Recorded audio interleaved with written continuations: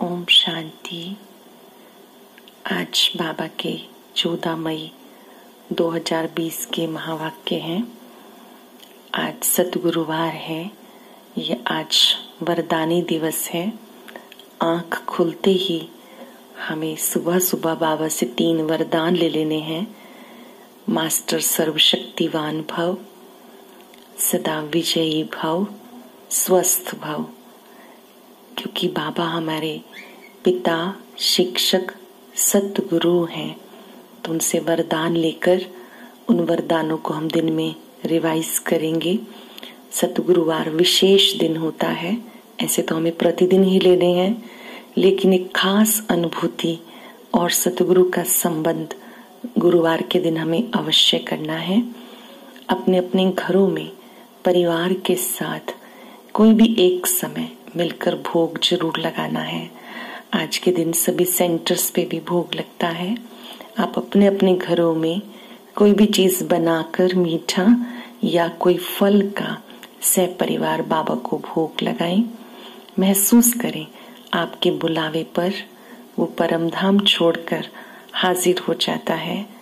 उस भोजन को, उस प्रसाद को वो शक्ति से संपन्न कर देता है और उसको सारे परिवार को भी आप जरूर देंगे, क्योंकि उसकी एनर्जी बढ़ जाती है। और साथ साथ जैसा अन्न होता है वैसा मन होता है। दिन भर में जो कुछ भी हम खाएंगे, पहले बाबा को याद करेंगे और फील करेंगे बाबा की पवित्र किरणों से ये भोजन प्रसाद बन गया है। कम से कम 7 बार संकल्प करेंगे, मैं मास्टर सर्वशक्तिवान परम पवित्र आत्मा हूँ, और उसको स्वीकार करते हुए भी पूरा समय हम बाबा को साथ रखेंगे। आज भी बाबा ने मुरली में शुद्ध अन्न का महत्व भी समझाया, संघ का भी महत्व समझाया। अन्न का भी बहुत महत्व है, संघ का भी बहुत महत्व है। कहते हैं जैसा संघ वैसा रंग। अगर हम बाबा का संग करेंगे तो बाबा के गुण और शक्तियां वो हमारे में आ जाएंगी, और जैसा अन्न होता है वैसा मन बनता है। आज बाबा ने बहुत सुंदर बात कही कि आपको बाजार की छीछी चीजें नहीं खानी है। जो भी भोजन बनाएं घर में प्यार से बनाएं, बाबा को भोग लगाएं, फिर स्वीकार करें। सार है मुरली का। बाबा ने कहा, मीठे बच्चे तुम्हें संग बहुत अच्छा करना है। बुरे संग का रंग लगा तो गिर पड़ेंगे। बुरे संग का रंग लगा तो गिर पड़ेंगे। कुसंग बुद्धि को तुच्छ बना देता है। क्योंकि संग अच्छा नहीं है तो बुद्धि भी वैसी ही बन जाती है। तो अपने संग पर बहुत ध्यान देना है। क्वेश्चन है, अभी तुम बच्चों को कौन सी उछल आनी चाहिए? जब हमने ईश्वरीय ज्ञान सुना, ईश्वरीय ज्ञान को जीवन में अपनाना शुरू किया, बाबा को पहचाना, तो हमारे मन में कौन सा उमंग आना चाहिए? बाबा ने कहा, तुम्हें ये उमंग आना चाहिए कि गांव गांव में भी जाके हम सेवा करें, परमात्मा का परिचय सबको दें। चाहे कोई हमारे आसपास है, परिवार में है, गांव में है, दूर दूर भी जाके सेवा करें। तुम्हारे पास जो कुछ है वो सेवा अर्थ है। समय, संकल्प, श्वास, धन सब सेवा के लिए है। बाबा बच्चों को राय देते हैं, बच्चे इस पुरानी दुनिया से अपना पल्लव आजाद करो। कोई भी चीज में ममत्व नहीं रखो, इससे दिल नहीं लगाओ। पुरानी दुनिया से बुद्धि हटा लेनी है। यहाँ पर अपनी बुद्धि किसी भी चीज में नहीं लगानी, बल्कि बाबा को याद करना है। रहना भी है, कार्य भी करने हैं, जिम्मेवारियां भी निभानी है, लेकिन बुद्धि परम पिता पर एकाग्र रहे। गीता इस पाप की दुनिया से कहीं तो और ले चल। ओम शांति। पाप आत्माओं की दुनिया और पुण्य आत्माओं की दुनिया। नाम आत्माओं का है। बाप कहते हैं यहाँ दुख बहुत है, सब पुकारते हैं। पुण्य आत्माओं की दुनिया में कोई भी पुकारते नहीं कि कहीं ले चलो। ये पतित आत्माओं की दुनिया है, यहाँ सब बुलाते हैं कि आओ हमें ले चलो। जब हम सतयुग में होते हैं तो वहां शिव बाबा को नहीं बुलाते हैं, क्योंकि सतयुग त्रेता में सुख होता है, तो वहां कोई भी शिव बाबा को नहीं बुलाते हैं। तुम बच्चे समझते हो, यहाँ कोई पंडित या सन्यासी शास्त्रवादी नहीं सुनाते हैं। हमें कोई भी पंडित जी, कोई शास्त्रवादी, कोई साधु संत नहीं सुनाते हैं। हम सबको निराकार शिव बाबा ब्रह्मा तन से महावाक्य सुनाते हैं, मुरली सुनाते हैं। ये खुद भी कहते हैं, मैं ये ज्ञान नहीं जानता था। ब्रह्मा बाबा भी कहते हैं, मैं ये ज्ञान नहीं जानता था। रामायण आदि शास्त्र तो ढेर पढ़ते थे, बाकी ये ज्ञान अब हमें सुनाते हैं तो ये भी सुनते हैं। शिव बाबा सुनाते हैं तो ब्रह्मा बाबा भी सुनते हैं। अब ये है पाप आत्माओं की दुनिया। पुण्य आत्माओं के लिए सिर्फ कहेंगे कि वो होकर गए हैं, बस पूजा करके आ जाएंगे, शिव की पूजा करके आएंगे। तुम बच्चे अब किसकी पूजा करेंगे? इस समय आप किसकी पूजा करेंगे? तुम जानते हो ऊंच से ऊंच भगवान शिव है। वही बाप, टीचर, सतगुरु, ओबीडियंट प्रिसेप्टर भी है। बाप, शिक्षक, सतगुरु और वही सबसे बड़ा ईश्वरीय ज्ञान जो सत्य है वो बाबा हमें स्वयं सुनाते हैं, साथ ले जाने के लिए गारंटी करते हैं, और कोई गुरु आदि ये गारंटी नहीं कर सकता। ध्यान से समझेंगे हम इस बात को कि कोई भी गुरु हमें ये नहीं कह सकता कि मैं तुम्हें साथ लेके जाऊंगा। ये वायदा केवल परम पिता का है, जो सुप्रीम सोल है, कि मैं आपको अपने साथ परम धाम लेके जाऊंगा। सो भी वो कोई सबको थोड़े ही ले जाएंगे। अब तुम सम्मुख बैठे हो, यहाँ से अपने घर में जाने से तुम भूल जाएंगे। यहाँ पर बैठे हैं तो अच्छा लगता है, सुन रहे हैं तो याद रहता है। जैसे ही बाहर जाते हैं, दूसरे संग में आते हैं तो अच्छी बातें भूल जाते हैं। यहाँ सम्मुख सुनने से मजा आएगा। बाबा माउंट आबू की बात कर रहे हैं कि जब सम्मुख मुरली सुनते हैं तो बहुत ही अच्छा लगता है। बाबा कहते हैं, घड़ी घड़ी कहते हैं, बच्चे अच्छी रीति पढ़ो, इसमें गफलत नहीं करो, कुसंग में नहीं फंसो। ये ईश्वरीय पढ़ाई, भगवान के महावाक्य मुरली रोज सुनो, विधि पूर्वक सुनो। जैसे गॉडली स्टूडेंट डायरी पेन लेके सुनता है, बहुत मन से तैयार होके अच्छी तरह से सुनो, कुसंग में नहीं फंसो, नहीं तो और ही तुच्छ बुद्धि हो जाएंगे। देखेंगे हम पूरे दिन में किस किस का संग करते हैं। जैसे कोई पर चिंतन करने वाले लोग हो जाएं, आ जाएं आपके पास, पर चिंतन वाली बातें सुनाएं, आपको फील होगा कि आप बैठे तो सही, बातें भी की आपने उनके साथ, बट आपकी जो आत्मा की शक्ति है वो कम हो गई, बैटरी लो हो गई। ऐसे कोई वेस्ट चीजें देख ली, गलत वीडियोस देख ली, या कोई ऐसी वैसी चीजें देख ली जो हमारे मन की एकाग्रता को भंग करती हैं, अश्लील चीजें देखी तो देखने का भी बहुत असर पड़ता है। तो ऐसे संग से भी बहुत संभाल करनी है। इन साधनों का उपयोग करना बुरी बात नहीं है, लेकिन साधनों के गुलाम नहीं हो जाना। इनका मालिक बन के प्रयोग करो। चाहे आपके पास नेट, मोबाइल, फैसिलिटीज जो भी है, मालिक बन के प्रयोग करना बुरी बात नहीं, लेकिन इनका दास नहीं बनना, स्लेव नहीं बनना, गलत संग नहीं करना है, नहीं तो तुच्छ बुद्धि बन जाएंगे। बच्चे जानते हैं हम क्या थे, क्या पाप किए। हम बाबा के बच्चे बने हैं, पहले हम क्या थे, अब हम क्या बन गए हैं। पहले से कुछ चेंज लग रहा होगा, परिवर्तन खुद में लग रहा होगा, चाहे विचारों में परिवर्तन आया, बोल में परिवर्तन आया, कर्मों में परिवर्तन आया। अब हमने क्या क्या हमसे पाप हुए, बाबा को सच बताना है। हम देवता बनते हैं, ये पुरानी दुनिया खत्म होनी है, फिर ये मकान आदि इनकी क्या परवाह रखनी। इस दुनिया का जो कुछ है इसको तो बुद्धि से भूल जाना है। रहना भी है, फंसना नहीं है। रहते हुए भी बुद्धि बाबा से लगी रहे, नहीं तो रुकावट डालेंगे। इसमें दिल कहीं पर भी फंसना नहीं चाहिए। यहाँ पर रहते हुए भी बुद्धि योग बाबा से, घर से लगा रहे। दुनिया में रहते हुए कहीं फंसना नहीं, निभाने और सब कार्य करने हैं। बुद्धि योग बाबा से लगा रहे, घर से लगा रहे। हम नई दुनिया में अपने हीरे जवाहरात के महल बनाएंगे। यहाँ पर कोई भी चीज अच्छी लगती होगी तो शरीर छोड़ते समय उसी में मोह चला जाएगा। मान लो हमने कोई चीज छिपा के रखी, किसी को पता नहीं है, तो जब हम जाएंगे इस दुनिया से तो वो चीज हमें याद आती रहेगी, फलां चीज मैंने छिपा के रखी थी। जैसे किसी को ज्वेलरी से बड़ा मोह हो जाता है, कईयों को वस्तुओं से हो जाता है। तो कोई भी चीज अच्छी छिपा के रखेंगे तो अंत समय जब शरीर छोड़ेंगे तो याद आती रहेगी। हमारा हमारा करेंगे तो पिछाड़ी के समय याद आएगा, ये मेरा है, ये मेरा है, ये घर मेरा है, प्रॉपर्टी मेरी है, वस्तुएं मेरी हैं। जितना बुद्धि में मेरापन होगा कि मेरा है, हमारा है, तो बुद्धि में याद आता रहेगा। ये सब तो विनाशी चीजें हैं। हम अपनी नई राजधानी में आएंगे तो इससे क्या दिल लगानी। ध्यान से समझेंगे, बाबा नई दुनिया बना रहे हैं। सतयुगी दुनिया में हमें जाना है। इस पुरानी दुनिया में रहते हुए हमें याद करना कि पहले हम परम धाम जाएंगे, फिर वहां से जब आएंगे तो फिर से चक्र शुरू होगा।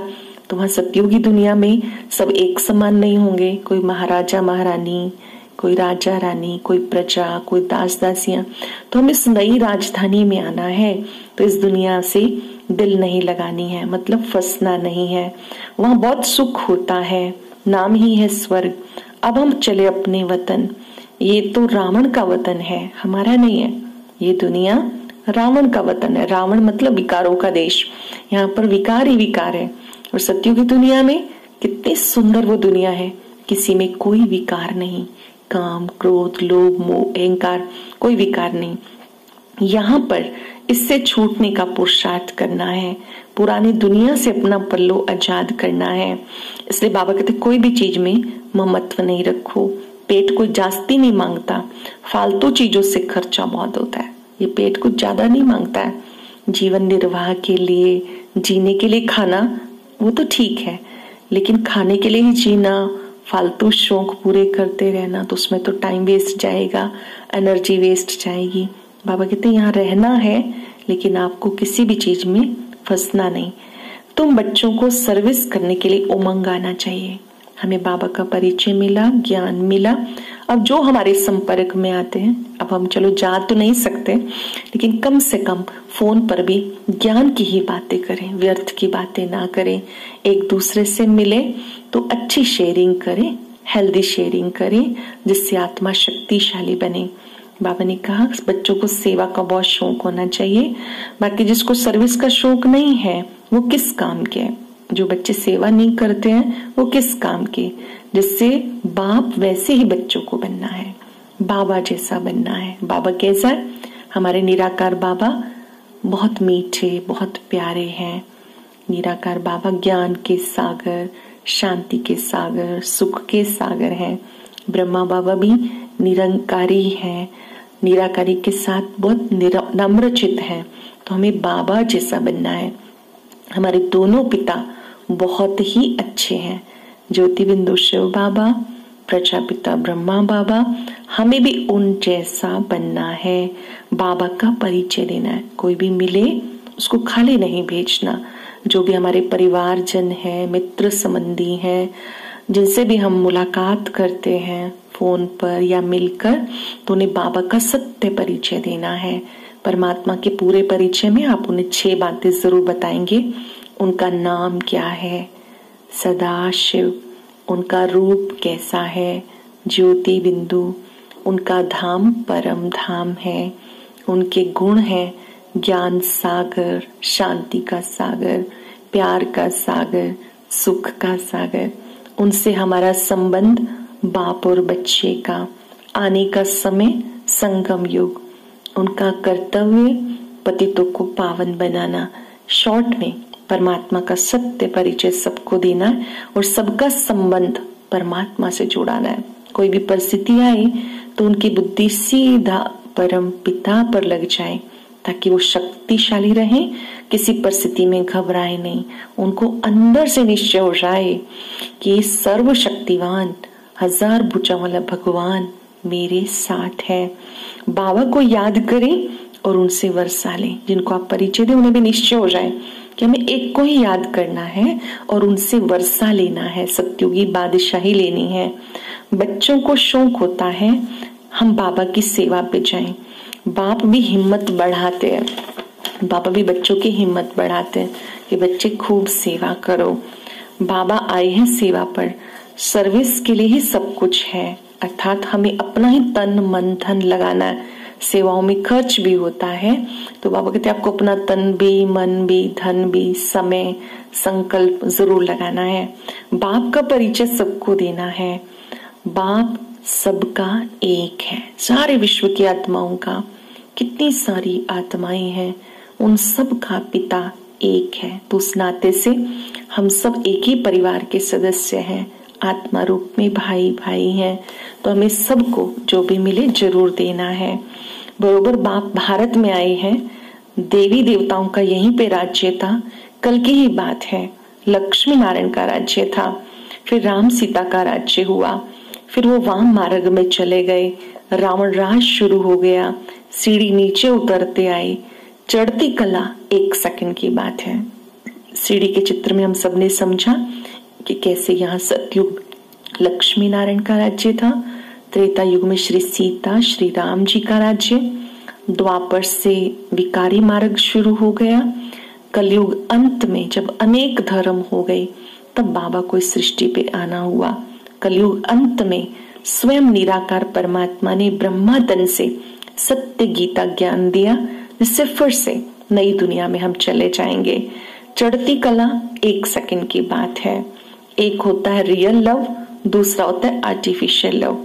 रियल लव बाप से तब हो जब अपने को आत्मा समझे, परमात्मा से सच्चा प्यार रहे, जिगरी प्यार रहे, और वो तब होगा जब हम खुद को आत्मा निश्चय करेंगे।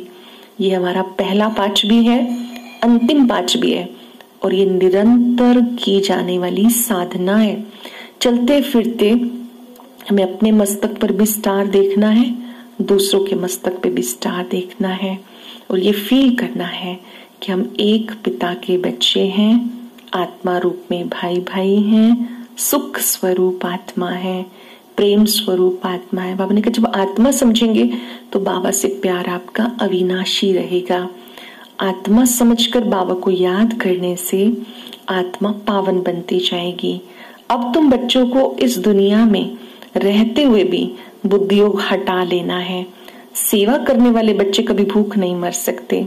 सेवा करने वाले बच्चों को सेवा का बहुत शौक रखना है। जब आवश्यकता पड़ेगी तो बाबा कहते हैं आपको सब कुछ मिलता रहेगा, किसी चीज का कोई अभाव नहीं होगा। कोई सोचे कि मैं सेवा करूंगा तो मेरे परिवार का क्या होगा, मेरा क्या होगा। आप सच्ची दिल रखते हैं तो बाबा अंत तक भी पालना करते रहेंगे। बाबा लास्ट तक भी हम सबकी पालना करते रहेंगे। बच्चों को देही अभिमानी बनने का पुरुषार्थ करना है। देह अभिमान में आके हम ये बातें भूल गए। अब तुम बच्चे फील करते हो कि बाबा मुझे पढ़ाने के लिए आए हैं, फिर से पढ़ो, राजाई लो, मैं तुम्हें कोई तकलीफ नहीं देता हूँ। शिव बाबा बहुत सुंदर बात समझा रहे हैं कि बच्चे मैं आपके लिए आया हूँ, परम धाम छोड़कर आपको पढ़ाने के लिए आया हूँ। 5 वर्ष में एक ही बार आता हूँ, मैं तुम्हें कोई तकलीफ नहीं देता, बस तुम्हें अपने को बदलना है। एक तो बाजार की छी चीजें ना खाओ और मामेकम याद करो। बाजार की चीजें नहीं खानी है, जैसा अन्न वैसा मन। ये कार्य में खुशी खुशी करना है। आप करके देखिए, 1 सप्ताह तक जब आपने शुद्ध भोजन खाया तो आपका योग कितना अच्छा लगा, आपकी बुद्धि की एकाग्रता कितनी अच्छी हो गई। इन बातों को अगर हम खुशी खुशी अपनाएंगे, स्वास्थ्य भी अच्छा होगा, मन भी हेल्दी हो जाएगा, योग अच्छा लगेगा। बाबा कहते गंदी चीजें नहीं खाओ, तामसिक चीजें नहीं लो, माँ में कम याद करो। अब तुम बच्चे जानते हो ये ड्रामा का चक्र है जो रिपीट होगा। तुम्हारी बुद्धि में ड्रामा के आदि मध्य अंत का ज्ञान है।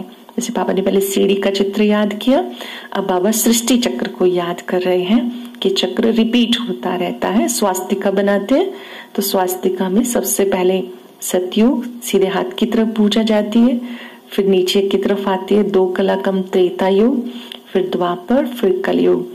पहले तो बाबा की याद रहनी चाहिए। सेवा के लिए आपस में मिलकर साथी बना लेना चाहिए, एक दूसरे को सहयोगी बना लेना चाहिए, एक दूसरे के साथ मिलकर सेवा करनी चाहिए। माताओं को भी सेवा के लिए जरूर निकलना चाहिए, डरने की कोई बात नहीं। चित्र आदि सब तुमको मिलेंगे। अभी तो घर से बाहर नहीं जाना है, लेकिन वैसे जब सामान्य स्थितियां रही तो उसमें बाबा बच्चों को भेजते थे, कभी किसी गांव में प्रदर्शनी लगाओ, कभी कहीं प्रदर्शनी लगाओ। माताएं भी अपना घर का कार्य करके बीच में 2 घंटा टाइम निकाल के भी सेवा के लिए जाती रही। तो बाबा ने कहा कि ऐसे सेवा का शौक होना चाहिए। अभी जा नहीं सकते तो मनसा सेवा करेंगे, योग करके सेवा का सहयोग देंगे। जब आप साइलेंस में बैठते हैं, दूसरों की मनसा सेवा करते हैं, तो वो भी सेवा में आता है। बाबा ने कहा तुम बच्चों को बाप की याद से अपने आप को शक्तिशाली बनाना है। बाप कहते हैं बच्चे, सेवा का उमंग बाप ही दिलाते हैं। बच्चों में हिम्मत है तो सेवा भी बढ़ती जाएगी। ये कोई मेला नहीं है जो 10-15 दिन चले, ये मेला तो चलता ही रहता है। यहाँ आत्मा और परमात्मा का मिलन होता है, जिसे सच्चा मेला कहते हैं। आत्मा का परमात्मा से मिलन होता है। जब आप खुद को आत्मा निश्चय करते हैं तो आपकी बुद्धि बाबा से लग जाती है, बाबा की शक्तियां आप प्राप्त करते हैं। ये रूह का रूहानी मिलन है, इसे मेला कहते हैं।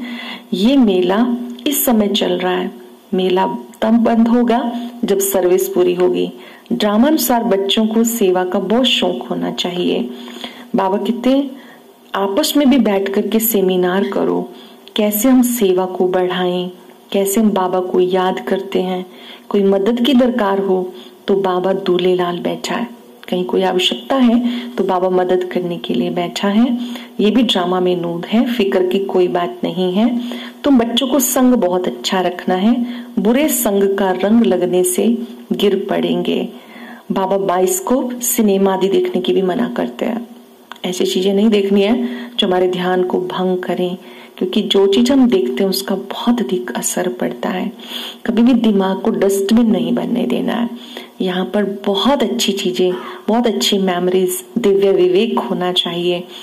जैसे हम व्यर्थ की चीजें देखते हैं तो कहीं ना कहीं वो मन बुद्धि में स्टोर हो जाती हैं। तो बाबा कहते तुम्हें व्यर्थ की चीजें भी नहीं देखनी, बाइस्कोप आदि भी नहीं देखना। ये आदत पड़ जाती है जिन्हें, तो फिर रह नहीं सकते हैं। यहाँ एक ही एक्टिविटी करनी है, वो है बाप को याद करने की। ये संगम युग है ही बाप को याद करने का, बाप का मददगार बनने का युग। ये संगम युग है बाबा को याद करने का, बाबा के कार्य में मदद करने का युग। अपने शक्ति से तुम राज्य स्थापन कर रहे हो। तुम बच्चों को बाबा अनेक प्रकार की युक्तियां बताते। पहले पहले किसी को भी बाप का परिचय दो, 10-15 को रास्ता बता के फिर भोजन करना चाहिए। दूसरों को संदेश दे के फिर भोजन करना चाहिए। पहले शुभ काम करो, फिर इसी में तुम्हारा कल्याण है। तब कुछ खाएंगे जब हम कोई सेवा कर लेंगे, किसी को भी बाबा का संदेश दे देंगे, तब कुछ खाने के हम अधिकारी हैं। कोई भी देहधारी याद ना आए, याद पतित पावन बाप को करना है, तब अंत मते सोगते हो जाएगी। जो किसी न किसी को संदेश सुनाकर फिर आए भोजन खाते हैं तो बाबा भी जरूर खुश होते हैं। जो बच्चे से सेवा करते हैं फिर सेवा करके कुछ खाते हैं तो बहुत बाबा को भी खुशी होती है, उस बच्चे को भी बहुत खुशी होती है। सबको रास्ता बताओ, बाप को याद करने से ऊंच बन जाएंगे। अच्छा, मीठे मीठे सिक्के लदे बच्चों प्रति माता पिता बाप दादा का याद प्यार गुड मॉर्निंग। रूहानी बाप की रूहानी बच्चों को नमस्ते। रूहानी बच्चों की रूहानी बाप दादा को नमस्ते, गुड मॉर्निंग। शुक्रिया बाबा, शुक्रिया। अब हम कौन सी बात अपनाने के लिए तैयार हुए? कुछ सेकंड के लिए साइलेंस में सोचेंगे, आज मुझे मेरे बाबा ने क्या क्या सुनाया और कौन सी बात मुझे बहुत प्रिय लगी जिससे मैं आत्मा अपनाने के लिए तैयार हूं। सुनेंगे। पहली बात, इस दुनिया का जो कुछ है उसे भूल जाना है। बाप समान ओबीडियंट बन सेवा करनी है। सबको बाबा का परिचय देना है। इस पतित दुनिया में अपने आप को कुसंग से बचाना है। बाजार का गंदा भोजन नहीं खाना है, बाइस्कोप भी नहीं देखना है। कोई भी अश्लील चीजें नहीं देखनी है, फोन आदि पे भी नहीं देखनी है। आज का वरदान, परमात्म याद की गोद में समाने वाले संगम युगी श्रेष्ठ भाग्यवान आत्मा भव। परमात्म याद की गोद में समाने वाले संगम युगी श्रेष्ठ आत्मा भव। संगम युग सतयुगी स्वर्ग से भी श्रेष्ठ है, क्योंकि अभी का गायन है, अप्राप्त नहीं कोई वस्तु ब्राह्मणों के संसार में, एक बार बाप मिला सब कुछ मिला। इस संगम युग का ही गायन है, सबसे श्रेष्ठ युग है, जबकि हमारा बाबा से मिलन होता है, ईश्वरीय गोद मिलती है, परमात्म याद ही परमात्म गोद है। आत्माएं फील करती है कि बाबा मिला, सब कुछ मिला। अभी आप बच्चे कभी अतीन्द्रिय सुख के झूले में झूलते हो, कभी खुशी, कभी शांति, कभी ज्ञान, कभी आनंद, कभी परमात्म गोद के झूले में झूलते हो। परमात्म गोदी है याद की लवलीन अवस्था। परमात्म गोदी है याद की लवलीन अवस्था।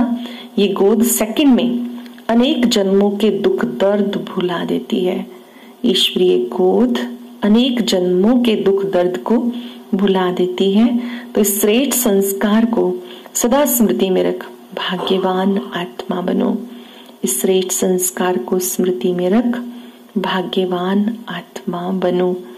स्लोगन है, ऐसा सपूत बनो जो बाबा आपके गीत गाए, आप बाबा के गीत गाओ।